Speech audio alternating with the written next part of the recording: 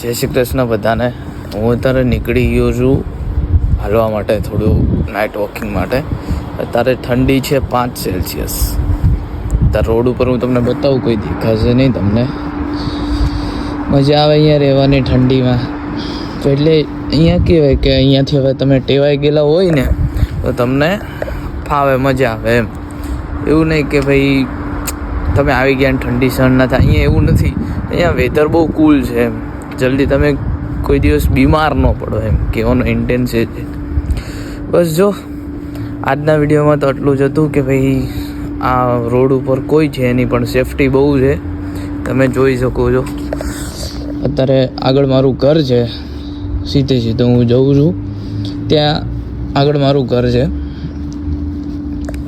હવે અહીંયા કેવું હોય કે એક વસ્તુ છે કે અહીંયા તમારો જો 4 માળના ફ્લેટ દેખાય ને તમને, આપણે ઇન્ડિયામાં કેવું હોય કે ગ્રાઉન્ડ ફ્લોર બી આપણે ગણીએ. આમાં કે 4 માળ છે ને, તો અહીંયા 4 માળના ફ્લેટ હોય ને તો આ લોકો ગ્રાઉન્ડ ફ્લોરને પહેલો માળ ગણે. એટલે આપણે જેમ ફર્સ્ટ ફ્લોર ઉપર 1 નંબર લખેલો હોય ને એવું અહીંયા ન હોય.